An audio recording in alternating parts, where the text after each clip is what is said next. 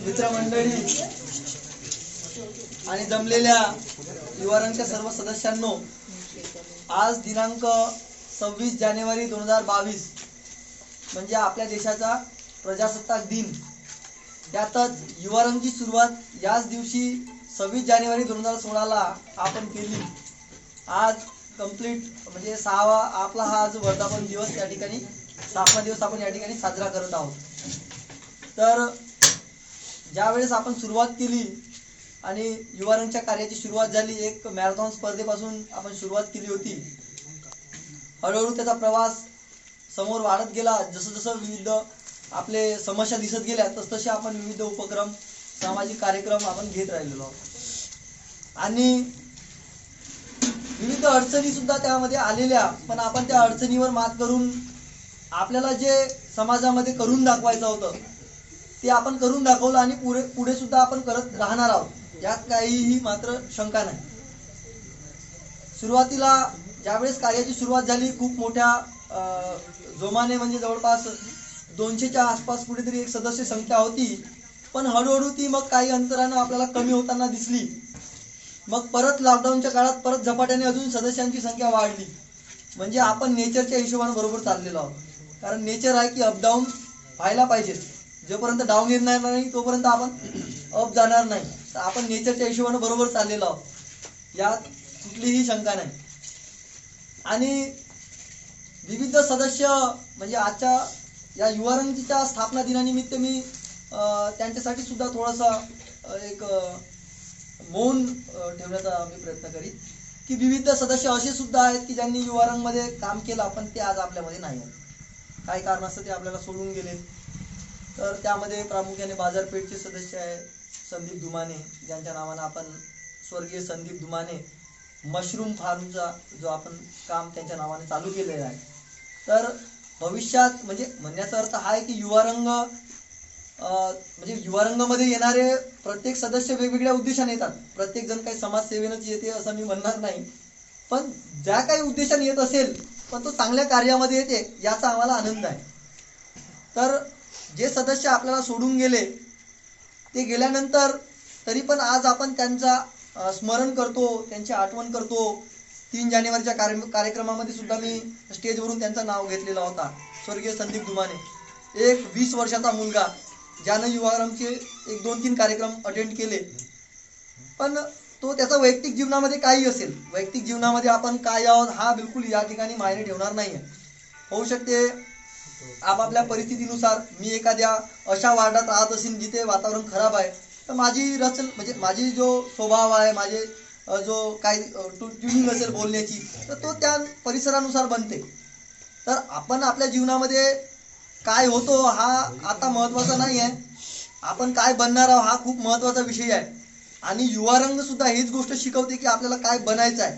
तुम्ही ज्या ज्या क्षेत्रामध्ये विद्यार्थी वर्ग असतील, काही बिझनेस करत असतील, काही जॉब करत असतील, तर त्यांनी त्यांच्या क्षेत्रामध्ये कसं पुढे जायचं हा नेहमी युवारंग शिकवत आलेला आहे आणि शिकवतच राहणार, यात काही दुम्मत नाही. तर मी सर्व सदस्यांना थोडंसं त्रास देऊ इच्छितो की त्यांनी आपल्या जागेवर उभे व्हावे, सावधान पोझिशनमध्ये उभे राहायचं आपल्याला. आणि आपले जे युवारंगचे सदस्य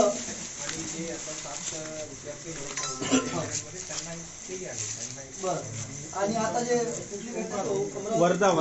वर्ध्यातील जी घटना झाली ज्यामध्ये 7 विद्यार्थी मरण पावले, त्यांच्यासाठी आपण या ठिकाणी आणि आपला एक युवारंगच्या माध्यमातून जी रक्तसेवा चालू होती, त्यांना जो रक्त डोनेट केला तो म्हणजे ओंकार नारदेलवार डोंगरगाव, बरोबर, डोंगरगाव सदस्य. मी सुद्धा त्या व्यक्तीला एकदा भेटलो होतो. खूपच चांगला मुलगा होता की तो एका फोनवर ब्लड डोनेट करायला आहे. या सर्वांसाठी आपल्याला थोडक्यात मौन पाळायचं आहे. सावधान.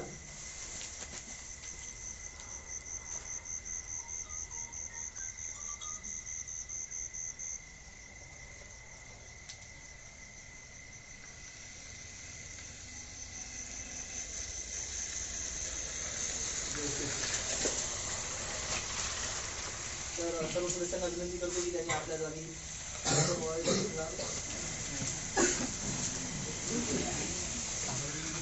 बोललो बऱ्याच गोष्टी. तर युवारंगचा थोडक्यात प्रवास आपण थोडासा वर्णन करतो मी बिलकुल 2 मिनिटांमध्ये. युवारंगची सुरुवात झाल्यानंतर विविध सदस्य आले, ज्येष्ठही असतील, काही मार्गदर्शक म्हणूनही होते, आले गेले. तर म्हणण्याचा अर्थ हा आहे की युवारंगमध्ये येणारे येत राहतील, जाणारे जात राहतील. ज्यांना मनातून वाटते का युवारंगमध्ये काम करणार म्हणजे करायचं आहे ते काम करत आहेत. त्याच्यामुळे कुणाच्या गेल्यानं काही हा काम बंद होणार नाही आणि कुणाच्या आल्यानं काही खूप झपाट्यानं असं वाढणार असा काही विषय नाही. जिथे जिथे समाज बोलवेल की बाबा आपल्याला एक गरज आहे. आता नुकताच जो प्रसंग आपण केला काल त्या दिवशीचा जो रामसागर तलावाचा, तर आपल्या रामसागर वार्डातील म्हणजे त्या आपल्या तिलक वार्डातील मुलांनी म्हणले की भाऊ खूपच त्रास होत आहे, बायाला धुना सुद्धा धुता येत नाही, खूपच चिखल आहे, सगळे प्लास्टिक त्या कपड्यामध्ये गुंडून जातात. आपण तुरंत ऍक्शन घेऊन तो उपक्रम राबविला. तर जिथे समाजाला गरज आहे तिथे युवारंग उभा राहणार आहे. त्यामुळे युवारंगमध्ये काम करताना आपल्याला हा भान ठेवायचा आहे की कोण येत आहे, माझा मित्र जात आहे म्हणून मी जातो किंवा म्हणजे तो करताय म्हणून मी युवारंग करतो, या विचारानं आपल्याला युवारंगमध्ये नाही यायचं आहे. म्हणजे आपल्याला शाळेत आपण जेव्हा जातो आपल्या शेजारच्या मित्राबरोबर मिळून जातो. तो एखाद्या दिवशी शाळेत नाही गेला म्हणून आपण नाही जायचं असा विषय नसते. तर आपल्याला विद्या घ्यायची आहे, शाळेकडे बघायचं आहे, आपल्याला ज्ञान घ्यायचं, त्यासाठी आपल्याला त्या शाळेमध्ये जायचं असेल. त्याच पद्धतीनं आपल्याला युवारंगमधून जो व्यावहारिक ज्ञान आहे, कारण इथे काय होते की तुम्हाला बऱ्याच गोष्टीच्या संध्या मिळतात पण ते संधीचा तुम्ही सोनं करत नाही. आम्ही वारंवार म्हणतो थोडा समोर जाऊन स्टेजवर बोला, नाही भाऊ मला घा. अरे तर तुला शिकायसाठीच आहे ना, इथे काही दुसरे थोडी आलेले आहे, तिथून आपलेच लोक आहेत, आपल्याच लोकांमध्ये आपल्याला शिकायचं आहे. तर त्यामुळे शिकण्याचा प्रयत्न करा. थोडक्यात सुरुवात झाली, विविध अडचणी आल्या, युवारंग पुढे चालत राहिलं आहे. लॉकडाऊनच्या काळामध्ये तर खूप चांगलं काम आपण केलं, लोकांनी चांगली प्रशंसा केली आणि आरमोरी शहरातील लोकांनी विश्वास ठेवून त्यावेळेचा जो डोनेशन होता, मला वाटते तकरीबन माझा भाऊ 20 लाखाचा असेल का तो डोनेशन जो टोटली आला सगळ्या स्वरूपात, थोडा कमी होता पण 12-15 लाखाच्या आसपास तो डोनेशन पूर्ण आला आणि आपण जवळपास 850-900 फॅमिलीला तो प्रोव्हाइड केला. तर त्या कामामध्ये सुद्धा आपल्याला चांगलं प्रशंसा मिळाली, चांगलं काम आपण केला. तर असा जो प्रवास आपण राहिलेला आहे तो आपण सातत्याने समोर सुद्धा आपल्याला ठेवायचा आहे. तुम्हाला याच्यासाठी टोमणे पण ऐकावं लागत असतील मला माहित आहे, अरे हा युवारंगवाला आहे, हा आहे, तो आहे. तर त्यांचा तो कामच आहे बोलणे, आपला काम करणे आहे. कारण आपण इतिहास लिहिणारे लोक आहोत, ते वाचणारे आहेत. त्यांचं काम वाचणे आहे, आपला काम करणे आहे. त्याच्यामुळे आपल्याला त्यांच्याकडे लक्ष द्यायचं नाही. एवढं बोलतो. यानंतर आपल्या या ठिकाणी जमलेले सगळ्या मित्रांमध्ये आपले काही ज्येष्ठ मित्र, आपल्याला अनुभव चांगले असणारे मित्र या ठिकाणी आहेत. आपण त्यांचे मनोगत 2-2 मिनिटांमध्ये आपण ऐकायचं आहे. तर या ठिकाणी सर्वप्रथम मी आमचे भारतीय सेनेमध्ये काम करत असलेले मित्र जे आम्हाला नेहमी आल्यानंतर सहकार्य करतात, कैलास भाऊ सपाटे, मी यांना या ठिकाणी आमंत्रित करतो आणि 2 शब्द ते व्यक्त करतील अशी मी त्यांना विनंती करतो.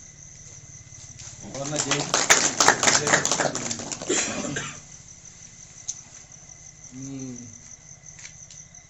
जेव्हाही मला जवळपास जोडून एक वर्ष झाला जेव्हा एनएसजी कमांडोमध्ये माझा निवड झाली तेव्हा युवारंगनी मला जो सन्मान दिला, त्यानंतर मला असं वाटलं की मला पण जेव्हा मी सुट्टीला येतो किंवा रिटायरमेंट आल्यानंतर सुद्धा मी काहीतरी असं एक काम करणार जो मला एक चांगला भाव देईल, चांगलं वाटेल की जे मी सेनेमध्ये करत होतो ते जिथे आल्यानंतर एक सेवा म्हणून मी करणार. या उद्देशाने मी युवारंगला जुळलो. आज मी तिथे असताना पण इथले जे कार्य बघत असतो चांगलं वाटते, कारण ऑल इंडिया फिरत असताना हा एक अनुभव आहे की आपला हा जो भाग आहे, आपला जो एरिया आहे, हा एरिया खूप मागासलेला आहे. प्रत्येक गोष्टीने मागासलेला आहे, शिक्षणाच्या माध्यमातून, अजून दुसऱ्या माध्यमातून पण मागासलेला आहे. जसं मी सांगली, सातारा, कोल्हापूर या क्षेत्रामध्ये जातो, तिथे एक म्हणजे वेगळा लोकांचा एक वेगळा भाव आहे. खास करून एक वर्दीवाल्या माणसाकडे बघण्याचा, तो कोणीच असो, पोलीसमध्ये असो, सेनेमध्ये असो किंवा कोणत्याच वर्दीधारी माणसाकडे बघण्याचा, आणि ते पण तिथे त्यांचा जो भाग असतो, सहभाग असतो, तो एक्स्ट्रा असतो. पण आपल्या या क्षेत्रामध्ये हा थोडा मागासलेला पण आहे. तर येणाऱ्या काळामध्ये तो आपण पूर्ण करू शकतो आणि त्यासाठी एक सोच असणं गरजेचं आहे. आणि सोच असण्यासाठी एक चांगले विचार असणे पण गरजेचं आहे. ते चांगले विचार याच्यातूनच आपण येऊ शकतात की जे आपले महान संत होऊन गेले या शूरवीर होऊन गेले. जसे शिवाजी महाराजांना आपण जयंती तर साजरी करतो, पण त्यांनी सांगितलं काय याच्याकडे लक्ष देत नाही. त्यांनी जयंती करण्यासाठी सांगितलेलं नाही आहे. त्या विचारांना प्रत्येक माणसापर्यंत पोहोचवणे किंवा आपल्यामध्ये धारण करून त्याला प्रत्येक माणसाची सेवा करणे हाच त्यांचा एक उद्देश होता. पण त्याला प्रत्येक क्षेत्रातून वेगवेगळा त्याचा फायदा उचलला जातो, राजकारणातून वेगवेगळ्या गोष्टीतून उचलला जातो. पण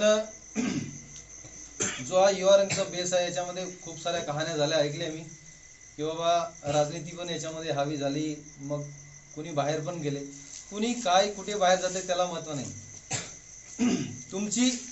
तुमची सोच काय आहे, तुम्ही स्वतः काय करतात, स्वतःच्या मनाला तुम्हाला काय समाधान होत आहे त्या कामापासून त्याला महत्व देणे गरजेचं आहे. कारण मनुष्य तर आपण जन्माला आलेलो आहोत, पण मनुष्य असताना आपण काय करत आहोत याला महत्व आहे. कारण गेल्यानंतर कोणीतरी आपल्याला थोडंसं आठवण ठेवेल आणि त्यालाच जो समाजामध्ये कार्य करून समोर निघून जातो त्यालाच दुनिया आठवण ठेवते आणि त्यालाच अमरत्व म्हणतात. बाकी अजून काही नाही आहे. अमरत्व त्यालाच म्हणतात की वेळोवेळी त्याची आठवण होत राहते, त्याला आठवण केली जाते, प्रत्येक कार्याला त्याला पूजले जाते, त्यालाच आपण म्हणतो. आज जेवढे आपले महाराष्ट्रामध्ये किंवा पूर्ण भारतामध्ये जेवढे काही वीर झाले, जेवढे काही संत झाले, त्यांना याच विचाराच्या आधारावर आपण पुजतो ना, याच आधाराच्या याच्यावर पुजतो. कारण त्यांची विचारशैली तशी होती. पण आपणही त्यांच्याच मार्गातून चालणं गरजेचं आहे. त्यासाठीच युवा रंग हा एक चांगला एक चळवळ चाललेली आहे. त्या चळवळीला समोर नेण्याची भागीदारी सर्वांची आहे. सर्वजण समोर एकत्र येऊन या सेवेला समोर जातील तर हा युवा रंग समोर अजून मोठा होईल. पण जो पण कार्य करायचा आहे तो एक काय म्हणतात लालच भावनेतून नाही करायचा आहे, एक सेवा भावनेतून करायचा आहे. तो एक अंदरून आला पाहिजे की नाही मला सेवा करायची आहे. कारण प्रत्येक ग्रंथ, प्रत्येक जे पण आपण ऐकले असाल, वाचले असाल, त्याच्यातून एकच सांगते की मानवता धर्म हा सर्वात मोठा धर्म आहे, बाकी कोणतेच धर्म नाही. हे धर्म जे काही उभे झालेले आहेत ते एक माणसाच्या एक चालीमुळे झालेले आहेत. म्हणून जो हा मानवता धर्म समोर चालवायचा तर तो युवा रंग क्लबच्या मार्फत तुम्ही चालवू शकता आणि ती सेवा करू शकता. आणि याच्याकडे वळल्यानंतर एक अजून दुसरा फायदा आहे की नशा याच्याकडे जेव्हा वळतो तो ग्राउंडमध्ये येतो, वर्कआउट करतो, एक ग्रुप बनतो, त्याच्यामध्ये म्हणजे एक दुसऱ्याचा लेनदेन होते, विचार मिळतात, ते एक नशेकडे पण दूर जातो माणूस. ज्यांना माझ्याकडून पाहिजे किंवा माझ्यापर्यंत येतील की सर प्लीज द्या, मी द्यायला तयार आहे. एनी टाइम 24 घंटे केव्हाही म्हणा तुम्ही, दुपारी रात्री 4 वाजता उठवा, 2 वाजता उठवा, मी तयार आहे. ठीक आहे. तर अजून एक मुलगा आताच एक लागला, तो 2 शब्द बोलतो. या ठिकाणी आपण थोडक्यात आपला मनोगत व्यक्त केला. यानंतर मी आपले वृक्षवल्ली वन्यजीवन संस्थेचे अध्यक्ष सन्माननीय देवानंद भाऊ विमाने यांना आमंत्रित करतो की त्यांनी आपला 2 मिनिटात आपले मनोगत व्यक्त करावे. युवा रंग क्लबच्या 6व्या वर्धापन दिनानिमित्त मी सर्व युवा रंग क्लबच्या सदस्यांना या ठिकाणी त्यांचं अभिनंदन करतो. युवा रंग क्लब यांच्याशी माझा साधारण 2-3 वर्षापासून जवळचा संबंध आला. निश्चितच युवा रंग जो क्लब आहे हा समाजातील सामाजिक, धार्मिक किंवा आपले जे विचारवंत आहेत त्यांचा एक वारसा चालवण्याचं काम साधारणतः हा युवा रंग क्लब करत आहे. मग कोरोना काळ असेल किंवा कुठल्याही सामाजिक अडचणी असतील, सर्वात अगोदर धावून त्यांची ज्या समस्या आहेत त्या सोडवण्याचं काम हा युवा रंग क्लब करतो आहे. आणि निश्चितच त्यांचं कार्य हे वाखाणण्याजोगं आहे की त्यांनी अतिशय कमी वेळामध्ये सर्व क्षेत्रामध्ये उत्तम अशी कामगिरी त्यांनी करीत आले आहेत आणि समोरही करतील अशी अपेक्षा करायला काही हरकत नाही.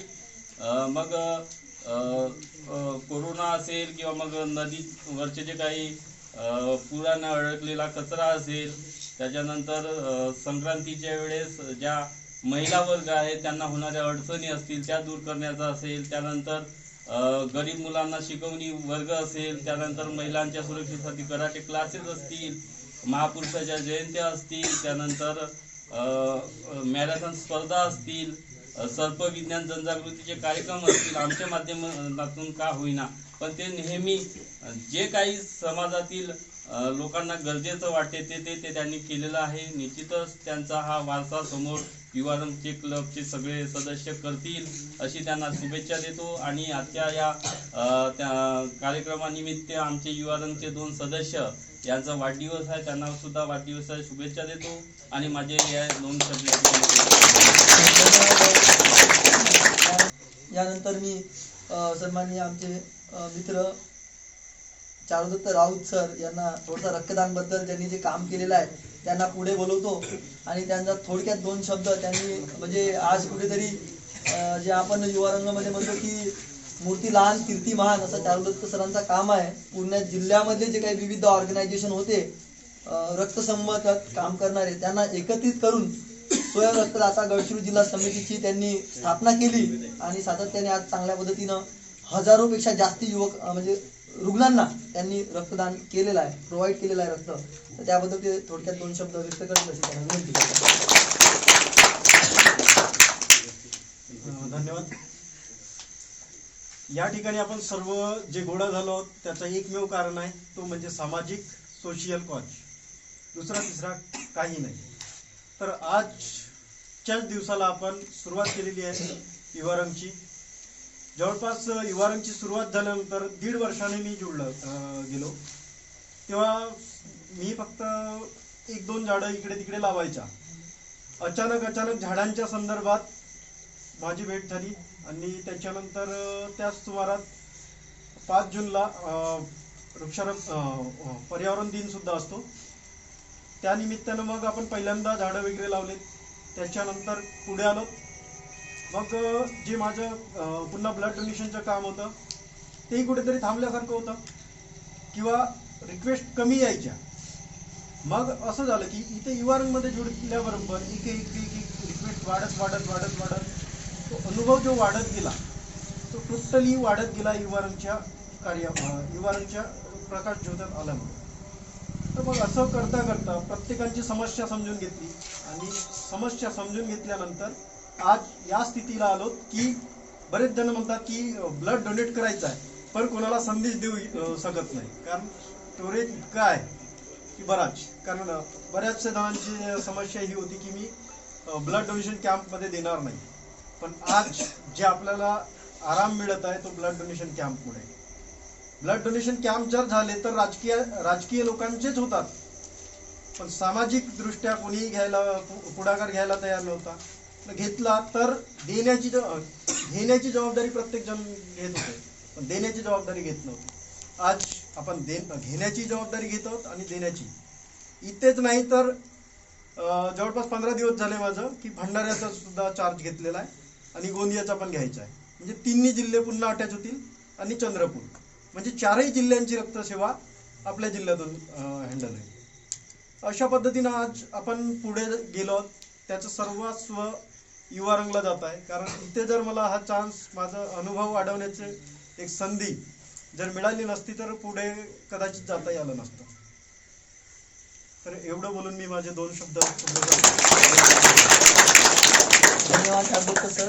आणि सरांनी काल रात्री मला सांगितले खूपच मुलाची गोष्ट, मला वाटतं ते त्यांनीच बोलायला पाहिजे होती की ओंकार म्हणजे डोनेट केल्यानंतर ज्या व्यक्तीने डोनेट केला आणि त्याचा आता मृत्यू झाला, जो म्हटलं ना मी आपलं काय ओंकार नारदेलवार, तर या रक्त जिल्हा जी समिती आहे त्यांच्याकडून की आता काही अलाउन्स बघा, जो कोणी रक्तदान करतो आपल्या रक्तदान शिबिरामध्ये किंवा आपल्या थ्रू, त्या प्रत्येकांचा जर रजिस्ट्रेशन जर आपण करून ठेवला तर त्याला प्रत्येकी समजा की 1 ते 5 वेळा जर रक्तदान केलं असेल तर 5,000, 5 ते 10 वेळा केला असेल तर 10,000, अशा पद्धतीनं आपण अपघात विम्याची रक्कम देतो. याच्या आधी आपण कंपनीकडून काढायच्या, पण कंपनीकडून काढत असताना आपल्याला रिकव्हरी नव्हती. समजा की एखाद्याचा ॲक्सिडेंट जर झाला तर आपल्याला 1-1 रुपया जमा करावा लागणार होता.